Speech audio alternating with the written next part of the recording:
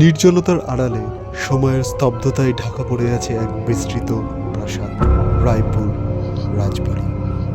ভগ্ন দেওয়ালের ফাঁকে ফাঁকে জমে আছে বহু বছরের নীরবতা, আর সেই নীরবতার বুক চিরে মাঝে মাঝে ভেসে আসে অচেনা এক উপস্থিতির আভাস। ভোরবেলা ঘুম থেকে উঠে একটা অন্যরকমই এক্সাইটমেন্ট হচ্ছিল। জানতাম সামনের কয়েকটা দিন একটু আলাদা যাবে। শান্তিনিকেতন বলে কথা। হোটেলে পৌঁছে ইনফিনিটি পুলে সময় কাটিয়ে মনে হচ্ছিল সব ক্লান্তি যেন কোথায় হারিয়ে গেল।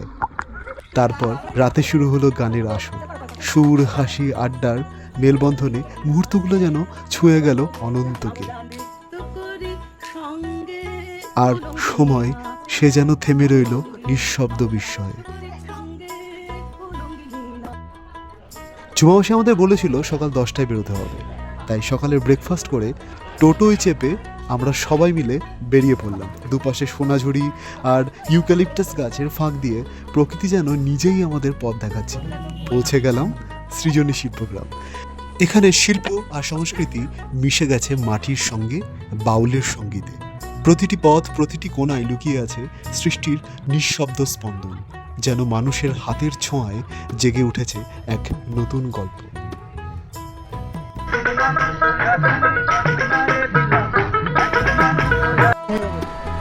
সৃজনী গ্রাম দেখেই টোটো করে বেরিয়ে পড়লাম রায়পুর রাজবাড়ির উদ্দেশ্যে। দূর থেকে দেখতেই একটা অদ্ভুত অনুভূতি হচ্ছিল। ভাঙা দেওয়াল, নিঃশব্দ পরিবেশ, সবকিছু যেন চুপচাপ কিছু বলার চেষ্টা করছিল। এক সময় যেখানে ছিল ঐশ্বর্য, আজ সেখানে শুধুই সময়ের চিহ্ন। লোকমুখে শোনা যায় এখানে নাকি অদ্ভুত কিছু অনুভব করা যায়। সত্যিই কি তাই, নাকি এসব এক আষাঢ়ে গল্প বা ইতিহাসের নিঃসঙ্গতা? যাই হোক, খোয়াইয়ের মাদারসাট, আরে না, বনবীথি রেস্টুরেন্টে পাঁঠার শরীরাংশ অন্য সহযোগে গলাধিকরণ করে একটু বিরতি নিলাম। আরে খুব খিদে হয়ে গেছিল। তারপর আবার ছোট ছোট সোনাঝুরি ও ইউক্যালিপটাস গাছকে দুপাশে রেখে পৌঁছে গেলাম সোনাঝুরির বনে। 25 বছরের পুরানো সেই হাট, সোনাঝুরির হাট দেখতে এ যেন এক নারী জাতির কাছে ভূস্বর্গ। আমার বউ তো তার সবচেয়ে প্রিয় কন্যাকে আমার বাবার কাছে হস্তান্তর করে হাটে ছুট লাগালো, পাছে নিরুপায় হয়ে আমিও তার পিছে ছুট লাগালাম। তবে বলতেই হয়, হাতের কাজ, শিল্পকলা, লোকসঙ্গীত ও মানুষের হাসি মিলেমিশে এ যেন এক জীবন্ত সংস্কৃতি। সন্ধ্যা নামতেই কঙ্কালীতলার বিখ্যাত সন্ধ্যা আরতি দেখলাম। ধূপের গন্ধ, ঘণ্টার শব্দ, সকল ভক্তবৃন্দের মধ্যে এক অদ্ভুত শান্তি যেন ছড়িয়ে এনে দিল।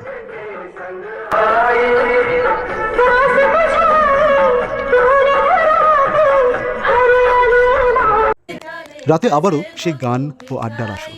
ওয়াও মোমোর মোমো খেতে খেতে অনুভব করলাম এবার সুরের মধ্যে যেন মিশে গেছে বিদায়ের সুর। নদীর জলে চাষে বধু মিছাই করো মাছ, ধীরে ধীরে পাকা নদী বইছে বারো মাস। পরের দিন সকাল, চেক আউট আর ফিরে যাওয়ার সময় আবারও আমাদের সেই কর্মব্যস্ত জীবনে। তবে ধন্যবাদ ঝুমামাসি ও ভাই রাতুলকে এত ভালো দুদিনের একটা সুন্দর রিফ্রেশমেন্ট ট্যুর অর্গানাইজ করার জন্য।